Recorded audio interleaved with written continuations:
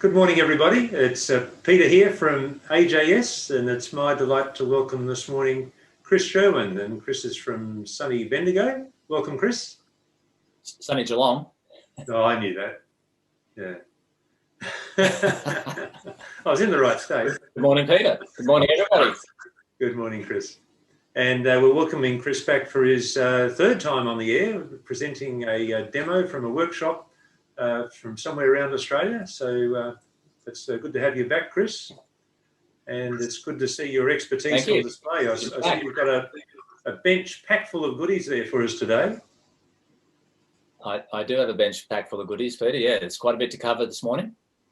Okay, would you like to explain what we're getting up to today? Thank you. So good morning, everybody. Today we're going to cover the production of collets for gemstones, or you could make a collet shape that doesn't have a gemstone if you wish. And collets are basically a tapered bezel, if you like, to hold the gem. And they are produced using metal plates. It's quite technical. It's sort of an advanced part of making settings for gemstones, but it's a very, very satisfying one, and it teaches you a lot about metallurgy, moving metal, soldering, lots of techniques involved. So that's what we're going to cover this morning, just the making of the actual collet itself. And what sort of tools are we going to be using, Chris? So we're going to be using our standard jewellery tools, soldering tools and files and saws. But when we actually make the collets, we're going to be knocking metal into these metal plates, hard metal plates. This is a round plate with various size holes. You can see here that taper from large to small. And every plate has a punch, which follows the collet in after we've done the basic forming. And these plates come in various sizes. They come in various shapes. If you go to certainly AJS in Melbourne, have about 8 or 10 different plates at any one time. You've got lovely squares, rectangles, hexagonals, pear shapes. Basically every type of shape of gemstone that you can think of, you can have a collet plate. But the basic plate is the round plate, and that's the one we're going to start with this morning. Beautiful. Now, I think you've got an example of where we might sort of end up from this involves, say, our last demonstration as well. Indeed. If I show the last sample that we did in the hollow rings, this particular ring we made last time, it's a silver hollow band, and I've now set up a gemstone in the top of that. So that sort of tapered gold shape on the top is a 18 karat gold setting, and on the top there's a lovely big 11 karat tourmaline on the top. So yeah, we're going to be making the setting part, the bit that the stone sits into there. This is an oval one, but we'll be making a round one. That's just one example of actually setting a stone into a collet. I've got a couple of more examples. That's a beautiful job too, Chris. Well done. Thank you. This is a diamond ring. So this is a brown diamond, a rose cut, 3 3/4 carat diamond. And the stone is actually not set into the collet, it's set on top of the collet. So if you look at the diamond, you can't see the collet, but it has a seat and it has a claw front and 2 lovely little round claws at the back. So it's an example of how you can use a pear-shaped collet. Maybe if I turn it up the other way around, you might be able to see in the back a little bit, but that's actually a pear shape, and that actually supports the stone itself. So that's an example. And the last one I have here is the second ring that we made in the hollow rings, and this has 4 gemstones in it. There's a single rectangular stone at the back here. A little bit hard to see. There it is. It's in a gold setting. And there are 3 stones set at the top there, a square and 2 round stones, and they're also in collets. So it shows you how the settings can be made to hold the gemstone. A big variety. Now, quite a variety. While you've been talking there, Chris, a little birdie's been whispering through Facebook that someone's had a birthday. So, and they congratulated you for your birthday the other week. So congratulations on that. Thank you. Yeah. And I believe there'll be birthday cake for everyone at the end of this session. Is that correct? Well, for me anyway. There's a little bit left. Thank you. 1 year older. And that So, person is Kay, just to dob her in. Good on you, Kay. Thank you. No, yes. So I've got a couple more samples here, just showing you. These are ones I've used with students over the years, different types of settings. But again, collets are used for all different shapes of stones. There's a square. This one's a nice oval, and they can be used on the ring at different heights. So you can see on one side, one's quite high, one's very low. So they're a really good way of framing a gemstone, creating the support, the capacity to actually set the metal over a stone, because as we know, gemstones are not glued in, they're actually held by the metal. And so collet making is an intrinsic part of making high-end jewellery, if you like. And so let's start with the basics. They stay there, hey? They stay, well, you hope that they stay there. Yeah. I don't want any gems falling out. No way. Okay. So let's get stuck into it, eh? Yeah, let's do that, Chris. Where do we start? All right. So it's quite technical, so I hope you don't go to sleep.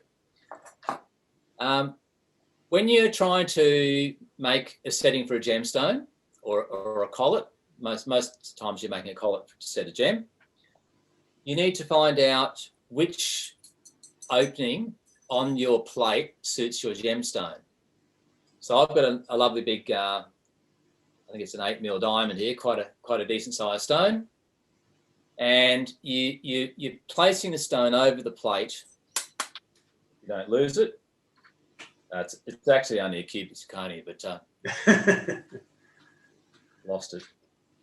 So we need to place the stone over the openings on the collet to see which size will suit the stone. Now, when the stone actually sits and fits exactly into the opening of the collet, which it does on this particular opening here, and it fills the collet totally, well, you know that that size is too small, because the collet actually has to go around the gemstone. So we have to allow for additional material to go around the stone. So with this particular quite large stone, we'd be finishing with a collet in this size or this size, allowing for that thickness of material around the gemstone. So hopefully I haven't lost anybody yet. No, we got you. So you've got to check your gemstone to your collet. And then you've got to think about how you're going to make your metal, as in which technique you're going to use. And it is very technical. There are several ways of making a collet. You can take solid silver profile, roll that into sheet metal, just as we did last week with the hollow rings. Just roll that down into a thin sheet, and we can make a collet directly by bending that sheet into a tube. So there is a simple tube, round tube of silver, like a little piece of chenille, and that can be soldered. So that's just a straight up and down tube. That's one way of making a collet. Another way of making the collet is to pre-curve your metal. So you can take your flat sheet and you can curve that in the ring bender or the ring pliers to create a banana shape. Now, the reason you might want to pre-curve it is because when you have your collet plate, you'll realise that your opening is tapered. And if you take a banana-shaped piece of material and you bend that with your ring pliers, you'll end up with a tapered circular shape. So it will already have a taper on it compared to that up and down sample I showed you, the straight sample, which I've got, put it down somewhere. So you can either create a tapered shape using tapered material, the banana shape, or you can make it up and down. So that's two ways of starting to make your collet. There's a third way, Third way is you can actually cut out the shape from the sheet. You can see the little black lines there with a bit of difficulty, but Yeah, I've actually curved and made a shape into the sheet of metal, and I can cut that out. And that, of course, will be the same as this. They'll end up the same thing, a curved shape. So you can fabricate it, you can saw pierce it. There's a fourth way of making a collet. The fourth way is to make a washer. And I'll show you how to do that fairly quickly this morning. You can actually make a disc of material, cut out the center of the disc so it has a hole in the center. Then we can use our doming block to dome it into a hemisphere. And then after we've made it into a hemisphere, we can then introduce it into the collet plate and make our tapered collet. Now, the reason you might want to use that fourth method is if you're doing something very exclusive, very expensive, and you don't want to have any solder joins in your setting. Because the first three techniques I showed you, that the metal has to be wrapped around, solder closed. So there'll always be a join in your collet. With the fourth method, because you're using a washer shape and you're slowly making the metal go from the horizontal into the vertical, there is no solder join, but it's a little bit trickier and there's a lot more metal involved. There you go. So have I lost anyone yet? Yeah, no, well explained, Chris. Okay. So we'll try a couple of the techniques just so people get a bit of a feel for what's happening. So, as I said, this is a round collet plate. We're going to make some type of setting for our round diamond. If you are going to progress on to a square stone or a rectangular stone or a hexagonal stone, I have collets for all of those things. You've pretty well exclusively always start with the round plate because it gives you the initial taper that you require to put into another form. So if you want to make something sophisticated like a hexagonal or a pear-shaped collet, you probably still want to buy one of these first. So my advice would be get yourself a really nice round collet plate with stone sizes and the general size that you think you're going to be using. Now, it is very technical, as I said, this discussion. When you go to buy your collet plates, you'll find that most of them are set at around about 30 to 35 degrees, but you certainly can buy them at 5 degrees, 10 degrees, 15 degrees, 35 degrees. And those degrees relate to the angle on your punch. So when you look at very sophisticated diamond jewelry, you'll find that a lot of the settings have a very vertical element to them. They might be set at 10 degrees or 15 degrees. Most coloured stone settings or larger stones are set in a much wider angle, and you can actually get them up to about 45 degrees or even greater. So we're just talking about the standard coloured stone collet plate, probably from 10 or 12 mil down to around about 3 millimeters in diameter, if you want to know roughly what these sizes are. Okay, so always start round, then you can move on. Once you've made your form round, you can then convert it into a square or a rectangle. So let's make a collet. I'll start with the doming block one first because that's kind of fun. I've prepared a disc in my disc cutter. So this won't be for my big diamond here, but this is just a smaller version. So I've cut a disc here. I think it's 10 or 12 mil. It's 12 mil, half an inch in the old sizes. And then I've punched a 4 millimeter hole in the center of that. You could also drill that hole. It's just a starting point. And I'm going to now use my doming block, which we used last time. And and I'm going to introduce that into the block. Find the correct opening. I think this one here is loose enough to allow for that disc to go in. Place the disc down inside, and I'm going to give that a couple of taps to bring that into a slightly hemispherical shape.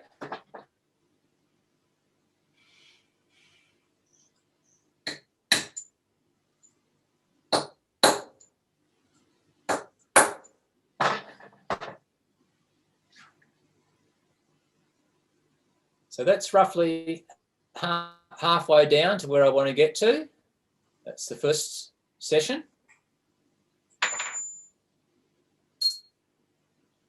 Go back to my block. Find something a little bit looser.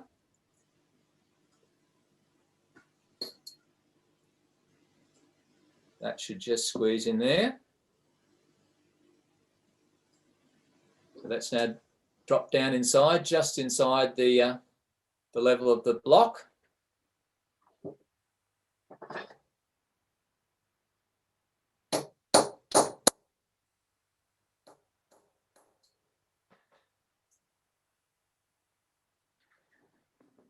And then I'm going to go down again, one more hole.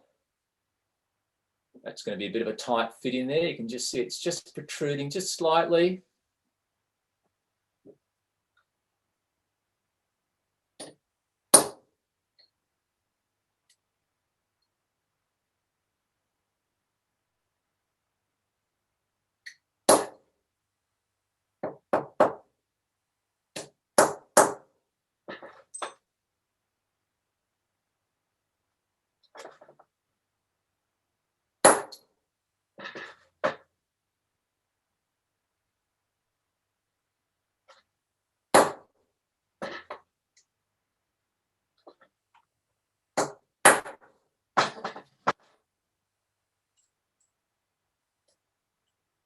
So Chris, I assume when you put that in the disc in there, it's pretty important you get it square. Absolutely, Peter, that's correct. If you did a punch, if you did one where it wasn't square and you knocked it out of shape, what do you do? Just go back a hole on your block, just use a slightly bigger punch and take that ovaloid shape out of it so it sits properly. Okay. It's a really good point. Once you use your doming punch and you get down close to hemispherical, you will find that your object will want to stick to the block. It's quite hard to remove from the block. So yes, it's very important to keep it as square as you can. And when you do get down to a hemisphere, it's time to probably think about annealing because the tension of that piece of metal will certainly catch on the edges of the block, make it quite hard to remove without damaging the block. So I've now got that down to a little bit over hemispherical, it's a bit under still. So I've increased the height quite a bit. It's nice and symmetrical. And I made one last night, which I've now annealed. So this is an annealed piece. And that's ready to either punch down a little bit further in the block or start introducing into the collet plate. So I'm going to have a look at the plate. If you could just define annealing for us as well, please, Chris. Okay, so you're basically softening off your precious metal. So you need to bring your silver up to 550 degrees Celsius to anneal it.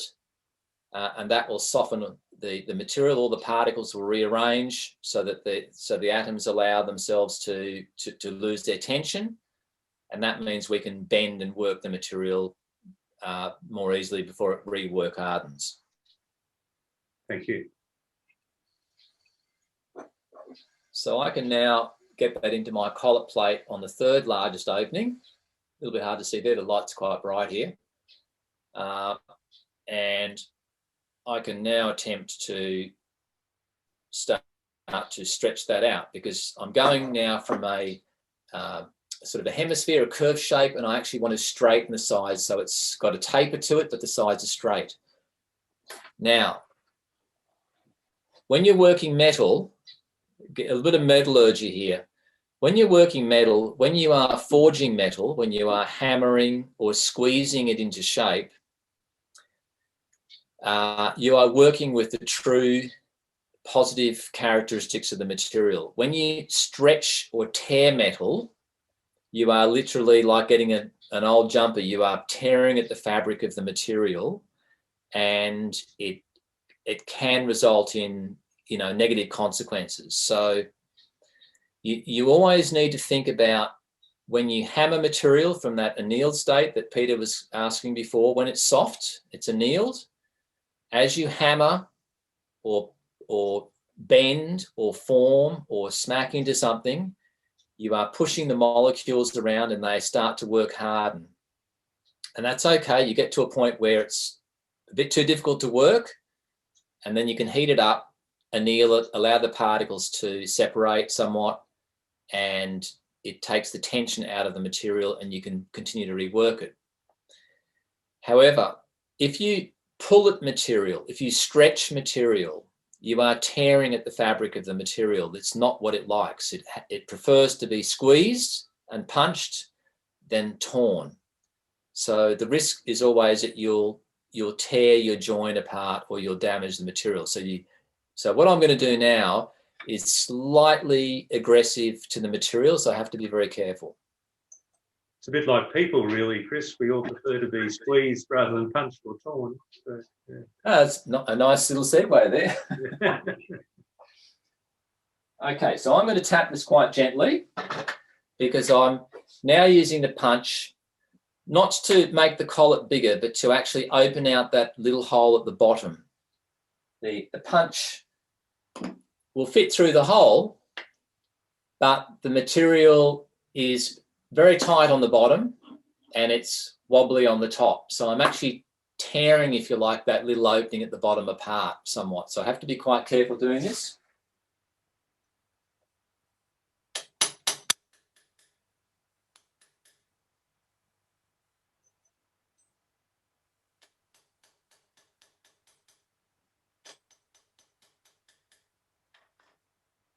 Take it out and have a look. That's coming out nicely. I'm going to go a little bit more, and then I'm going to re-anneal this piece.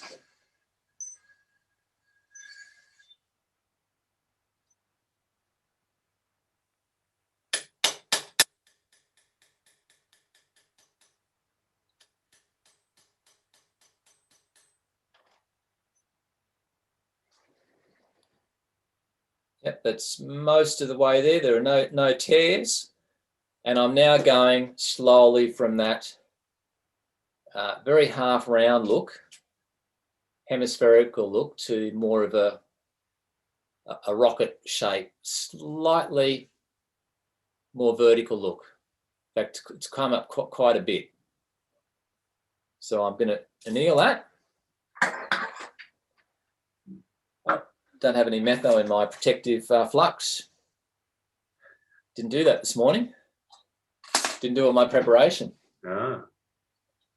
Normally I protect my silver with flux. Actually, I might do it with the tenacity. Always trying to limit the fire scale. Hope you can see that. Yep. Yeah, we've got it. See that on screen?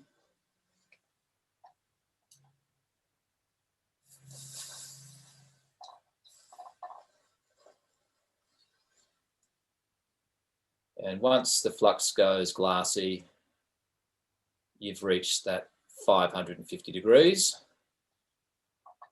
Nice and white. Quench that off. So no hotter. I think I said last time, don't heat your silver to red hot. No need for it. 550 to 600 degrees, your silver's annealed, and you've allowed the particles to relax, and you can now rework it again. So leave that for a second or so in the pickle. Couple of other tricks in making. Well, we'll start while that's pickling. We'll start on the next one, which is the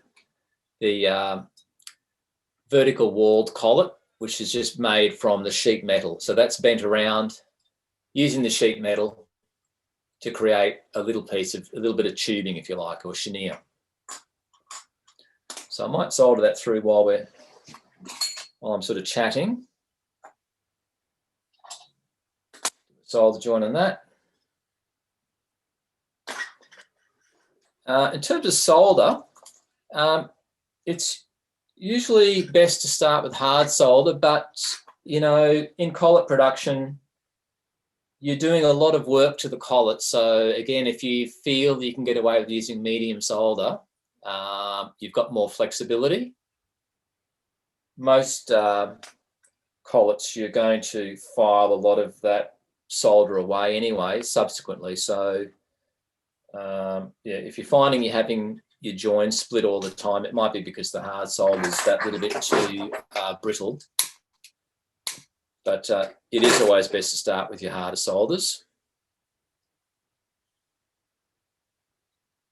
So I'm going to just flux this one. I've already, it's just a metal ring, just needs the join run through.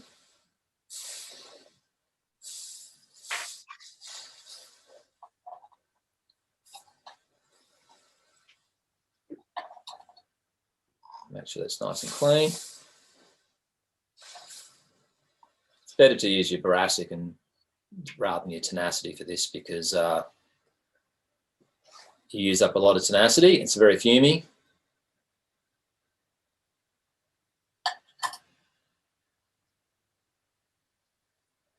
Just very carefully anneal that first.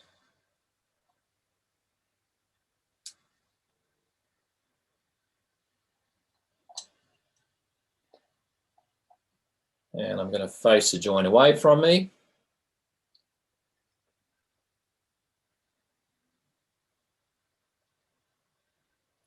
Solder at the top of the join and run the join down beautifully through the inside, and that's done. Perfect. In a word. Love that ching of the metal. So we take out our first piece out of the pickle, our little hemisphere.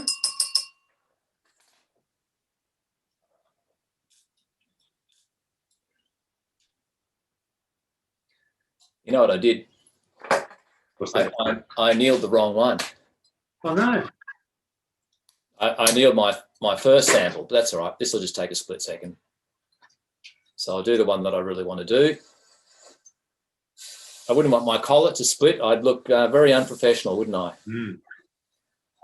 But yeah, it's a lovely way of making a setting without a join, and you've moved that metal from the horizontal to the vertical, and it just shows you, if you do look after the material, you can end up with a fantastic fabricated article. And at the end of the day, you're trying to make the best jewellery you possibly can for your customers, you know, the highest quality. It's the sort of thing you'd probably do in platinum. You know, you're charging for it, and yeah, the customer can afford to pay for the material. I'm just going to grab my towel here off the floor. Yeah. So those collets can get to a very small size by the sound of it. Sorry, those collets get to a small size. Yeah, yeah. Yes. Well, it's a very good point you're raising. I find if I'm going into the smaller 3 mil, 2 mil, the smaller sizes, I tend to make solid rod and I drive down solid material. So I'll actually roll the square profile. I'll actually roll the tip into the rollers so it's got a tapered shape, and I'll force the solid material into that hole rather than have a tube shape. And there's a reason for that. When you try to make a collet for a hole that size, it's literally about 7 millimeters long. And unless it's very thin, there is no way you can bend that into a tube. No. So the first smaller sizes I tend to make as solid, tapered chunks of metal, which I then drill out later. I drill the centers out, which is a challenge in its own right. That's quite hard to drill In a straight line. Collet. It's very hard to hold. It's actually physically quite dangerous because you're holding something potentially circular in your fingers, and if you're drilling a hole and it gets caught, it'll tear your fingers up. So you have to find ways of actually holding the solid rod in pliers while you're drilling it. But yeah, they do vary a lot in size, and obviously the technique you're going to use comes down to the job at hand, I guess. Oh, thanks for that. So I didn't talk about metal thickness, a little bit about metallurgy again. When you're making a collet for a gemstone, you're always thinking about proportions and what has to happen to the stone. You know, how much metal do I need over the stone? How thick should the metal be? So these are things that come with experience. Generally speaking, what happens when you hit metal into the collet plate is it thickens up. So if perhaps you've got a 4mm gemstone, you might want to start with 0.8 mil thickness of material. So the wall thickness of the material, 0.8 for perhaps a 4mm stone. By the time you've smacked that into the collet plate and shaped it up, it'll be 0.95 of a mil thick. It'll be almost a millimetre thick. Because when you're forging material, you can be thickening the material, and particularly in a collet plate, it's confined to a space. So as you hammer down, you're actually making the material go wider. For a larger gemstone, perhaps 6 or 8 mil, you'd probably use 1 mil thick material because it'll end up being 1.2 thick when you're finished. And this is part of the magic of working with metal, is that you are forging, and therefore you are changing the thickness of the material. You're not just bending it into shape.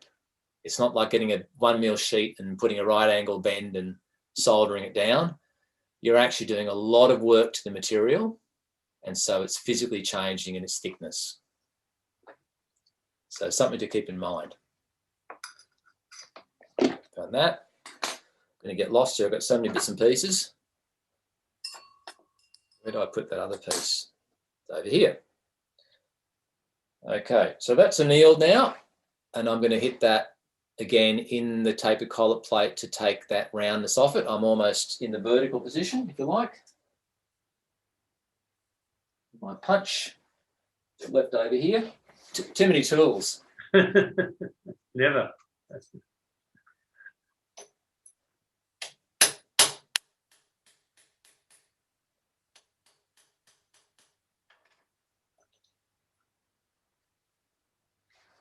I'm almost there. Oops, a couple more taps.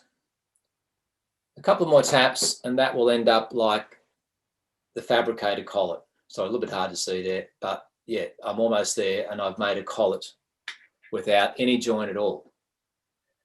But as I said, you have to be careful doing this because you are stretching the metal.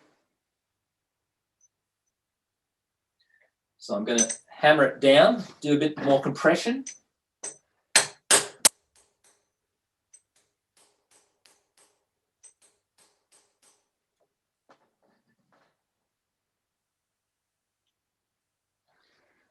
Punch.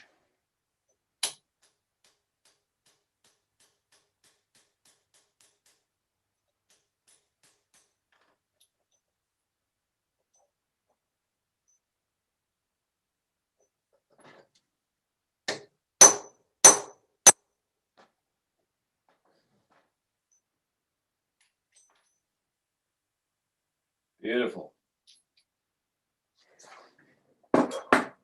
So there we have it. We have a collet which has these nicely tapering sides, made from a washer, no solder joins, and all I've had to use is my doming block and punches and my collet plate and punches.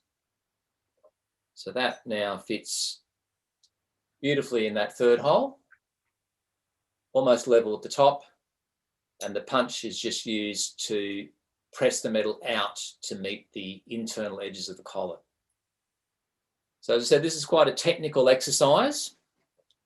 We've gone from the flat sheet, drilled the hole, formed the dome, then we've slowly stretched the metal out at the base so that it matches the plate. The things to remember technically are these, that you are forging metal, so you are driving the metal down to squeeze the metal up to take that shape.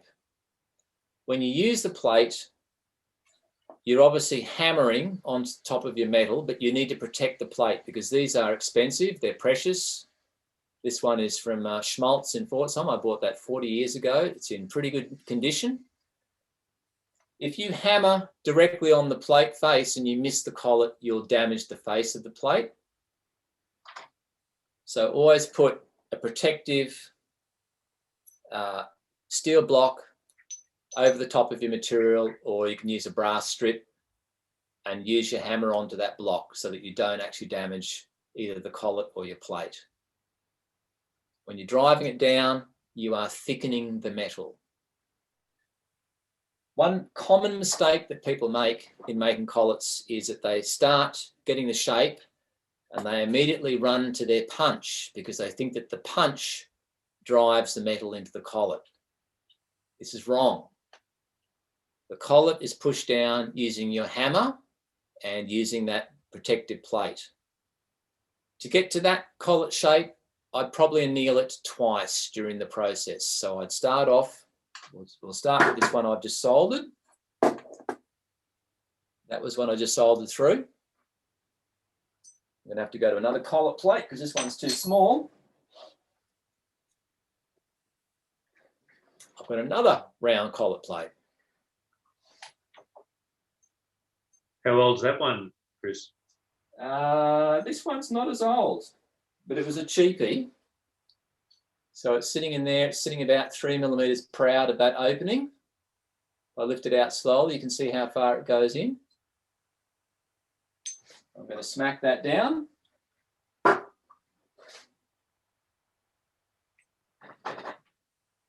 Got my protective steel block on top.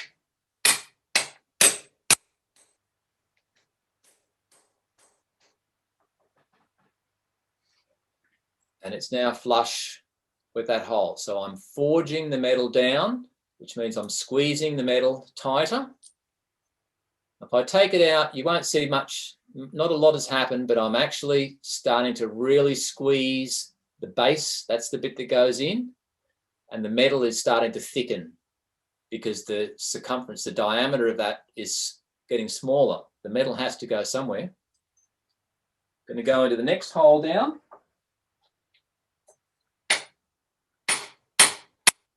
Nice and square. That's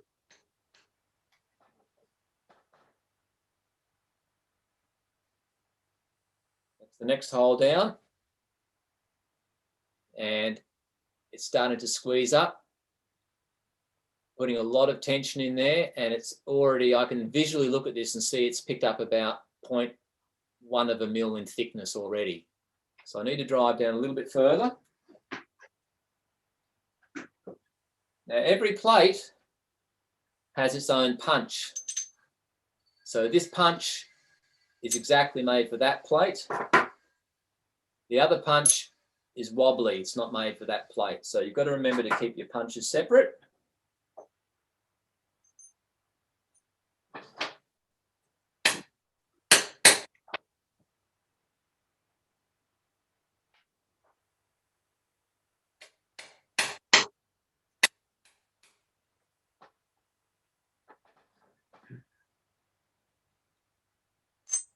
See if I can get it back into my first plate. Not quite, got to do a bit more work.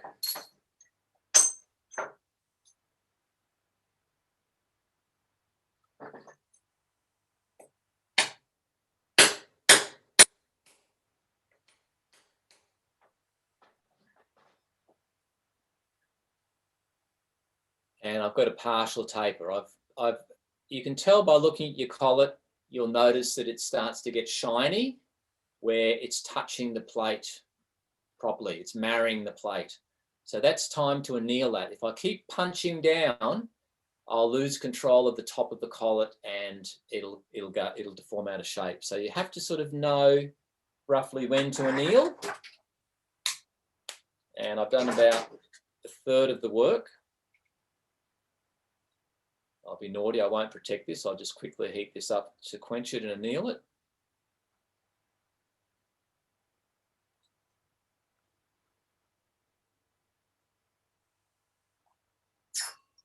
That should be just annealed.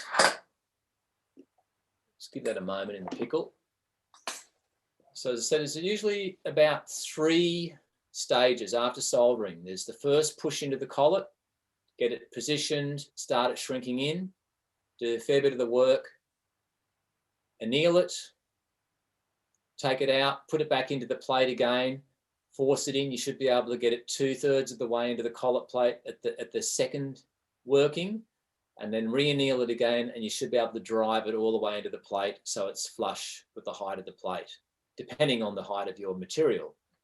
Because again, that's another technical issue we didn't talk about is, you know, how high do I make my collet? And that will come down to how big your gemstone is, how high you want the collet to be.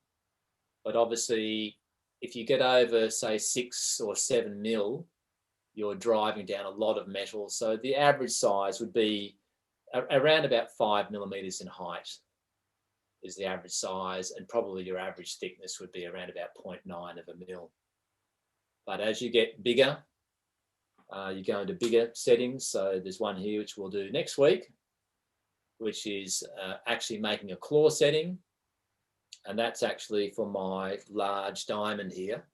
So you're going to be using a thicker, higher sheet of metal because this piece is actually cut into three sections as well to make the claw setting. So we'll talk about that next week. Or, yeah, next week. So I'll take this out now. That'll be annealed and cleaned. So a key ingredient to the process, I'm sure, is patience, Chris. You have to be patient. You have to be very alert, and you have to understand what you're doing, which comes through practice. You can't afford to lose control of the collet. In other words, hit it on an angle where it loses shape.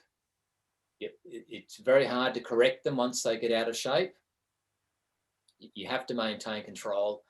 And jewelry making is all about maintaining control, but it's also about understanding what you're doing. Dare I say it, any fool can make jewelry, but if you are learning about the metal, you are learning about what it is you're doing to the metal, you're not trying to do something that it's not supposed to do, then you'll end up with a fabulous product. You'll end up with, as you say, Peter, the patience, step at a time, work harden, anneal it, go back to work, reshape it, work harden it, anneal it, back to work again. If you try to tear at stuff and treat metal as if it was something like fabric, you'll never be a good jeweler. You really must understand the material. So it's just a matter of, you know, common sense, I think, learning by eye. So back again into my collet plate, protective block.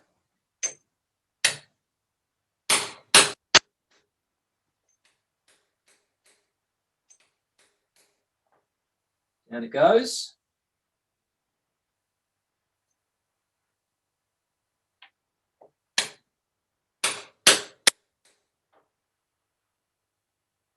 Starting to grip onto the plate now, because as the tension builds, it will force its way out.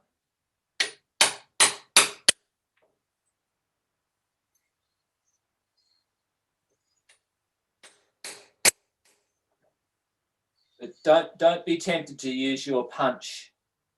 Keep driving your collet down, and you'll see how it starts to marry the plate.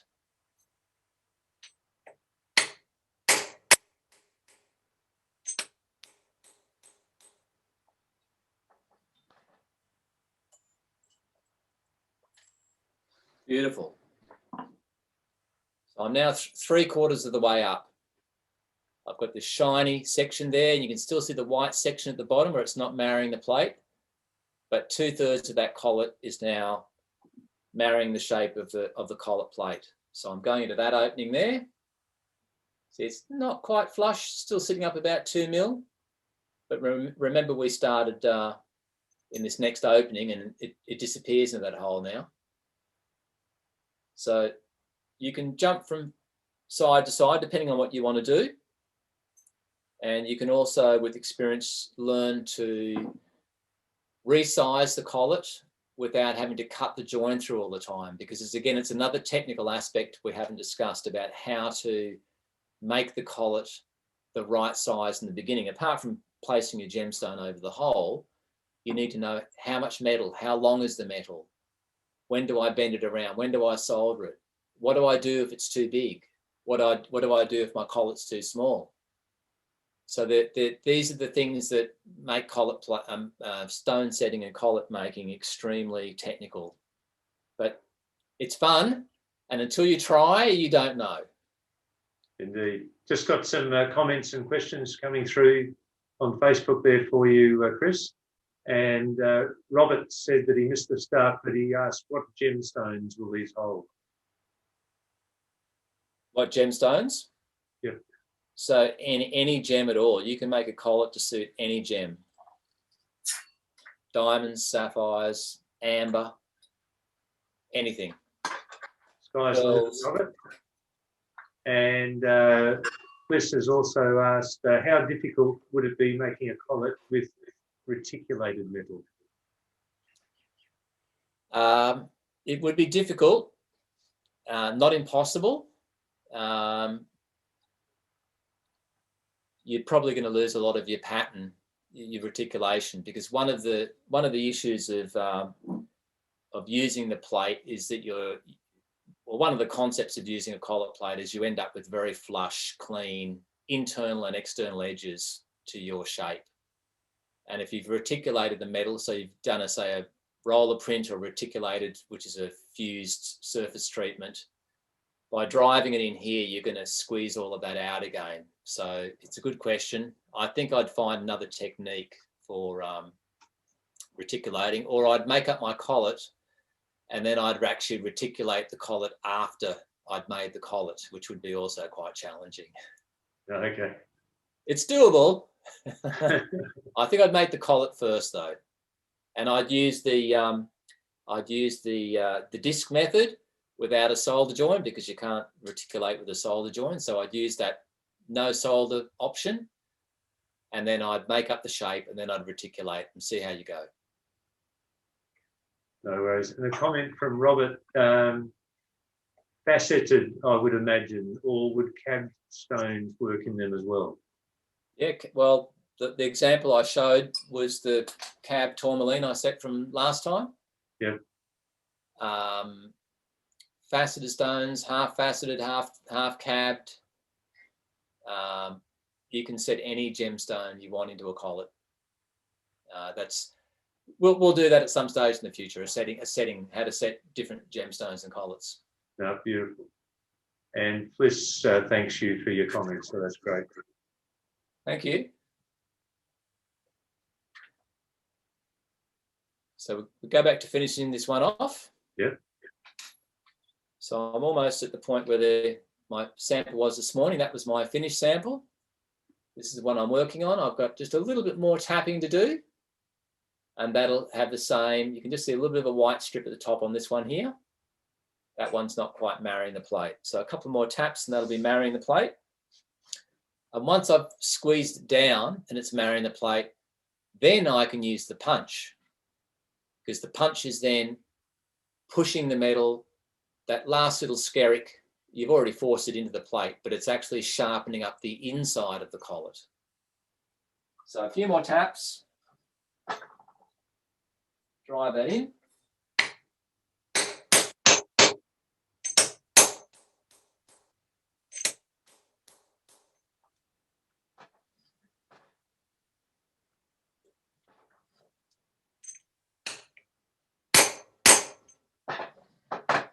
That's all the way down.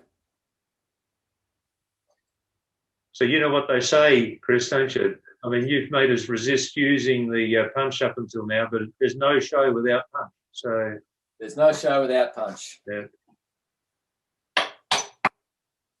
So here goes punch. So again, be careful.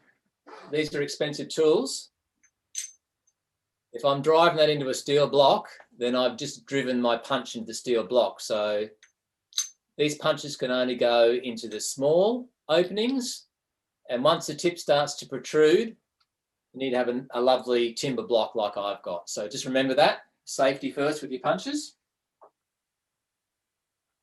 But it'll only put a little hole in the timber block, whereas if I drive it into steel, it'll put an end to my punch.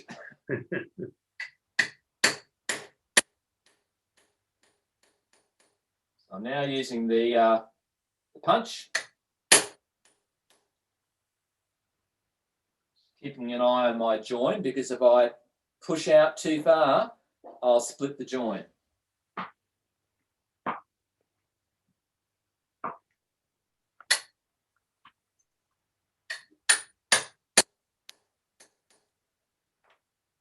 I'm now going to use my flat sheet and hammer down again, so a combination of punching and pushing, forging and stretching.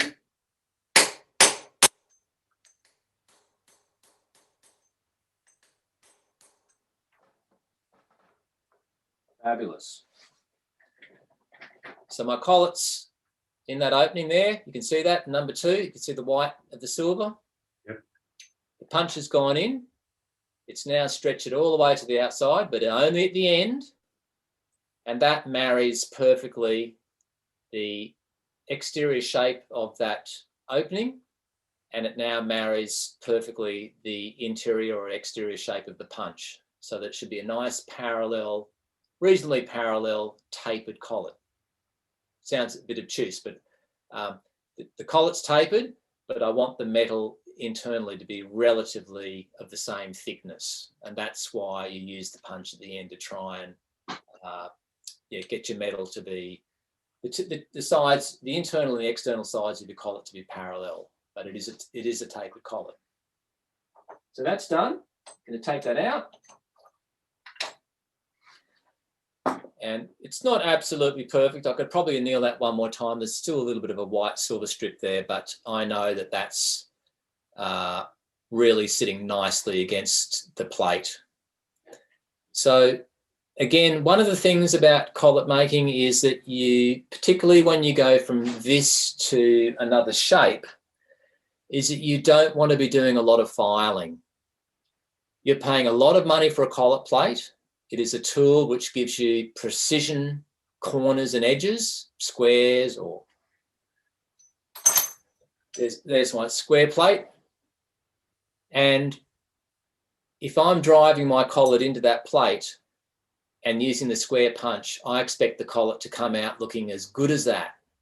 A lot of people get a bit frustrated, and again, I think Peter alluded to that. You've got to have patience. If you continue to anneal, push down, use your punch at the end, get it nice and crisp, all you'll need to do to finish that collet is emery paper.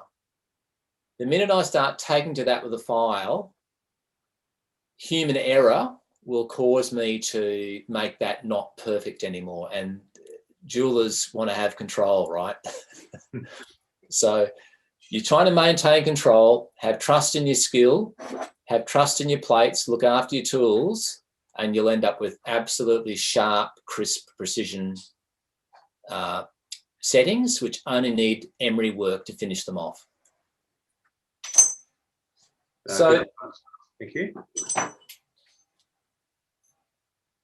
That's sitting beautifully in there. The only thing I allow myself to do on the collet plate, again, if you're studying and you're at university or TAFE, you might want to ask, because in theory you can damage the plate. You'll certainly damage your files, but I will use the plate to file the top of that collet off to get it nice and perpendicular at the top, so it's nice and straight, because sometimes your collet will end up with a bit of a it'll sit perfectly in the shape, but the top and the bottom of the collet will not be perpendicular to the vertical element. So I just clean off to the top of the plate. And of course, you know, you need to check against your gemstone. We've skipped quite a bit today because there's so much to talk about, but you always need to go back to your gem and make sure that the collet you're making is the right size for your gem. And this collet's definitely too big for this gem because the gem's just fallen right into the hole. So that's too far down. Now it's stuck in there. Now it's out. So let's talk a little bit about that and then we'll finish up for the day. So when you're making a collet, you're making it usually, not always, usually for a gemstone. The first thing you need to do is to compare the gem against the holes in the collet and allow for the metal thickness to be around the gemstone. We'll talk about that a little bit more in the next session. You then calculate how much metal you need to make that diameter of material. You go through the process that we went through today in making the collet. When you get to the stage when I kind of skipped that, but when you get to the stage where you want to know how big the gem is compared to the collet, drop that on the floor, it'll turn up later. You need to keep comparing your gem to the collet you're making because there's no point in getting through this whole process and realizing it's the wrong size. That's a pointless exercise. So you need to keep comparing all the time. And if it's the wrong size, you either need to cut the join through and make it smaller if it's too big. And if it's too small, you're probably in a spot of bother. You might have to start again because stretching is not, as I said, a good option. You're better off shrinking. And you can see that most of this process is a shrinking process. Sorry about the pun there. But you really are trying to take fairly well calculated metal and make it as small and as tight and as precise as possible to your gemstone. And you want the crispest finish you can get. So you've got multiple annealings to do. You're mainly forcing the metal down and you're finishing off by using a punch at the very end. And then hopefully you've ended up with a lovely tapered shape to the shape that you want from your collet plate. And I guess the last thing I'll say today is if you're then going into a square or something, you would then take your collet. Obviously your gemstone would be square, so it's more complex again. You have to make a round collet to make a square, and you then have to know how big to make this to finish at that, and that ramps up the complexity. So I would always start with round stones, but that literally would, once it's made into a circle, would then be forced down into a square plate to create the squareness on the collet. So that's always your beginning, and this could potentially be your end point, a square plate. No worries. I've just got a comment from Lauren, and she's got a project at the moment. I haven't done this one before. I love that idea. Is there a calculation for this size for larger stones using width and depth of stone? Right now, I'm using a 9.5 mil round that's 6 mil deep. Okay, so 9.5 mil round, you're going to need, let's see, by pi, you're going to need a strip of material that's probably 3 9s are 27. Add, say, 2, that's 29. Add thickness of material. So you're going to be starting with something that's going to be around about 31, 32 mil long strip. And if it's, was it 6 mil high, 7 mil high, it's quite a big stone. Mm. You're certainly going to need, 8 or 9 mils in height, which is extremely high. I don't think I've made a collet that high in my whole life. So it's a very wide strip of metal, if you like. It's going to be considerably wider, almost twice that width, but it's doable. I'd certainly try to pre-curve the metal a little bit. With extreme height, you don't want to be driving 10 mils down into a collet plate. I think you'll end up, the thickness will be all over the place. Okay. Very challenging. I wish you luck. But probably 1 mil in thickness and 9 mil high and around about 31, 32 mil in length. With a curve, if you can get a curve on it, that would be great. Yeah. So, well, Chris, we'll conclude there. So thank you so much for displaying your expertise once again. Thank you. People will get a lot out of that. And if you need to review anything, just replay the video. Thanks, everybody. And thank you, Peter. And next time we'll ramp it up. We'll show you what you can actually make with your collets rather than just a simple round shape. We'll start doing some shaping and give you some ideas. Yeah, look forward to that, Chris. We'll see you next time, mate. Thank you. Thanks, Peter. Thanks, everybody. Have a great week.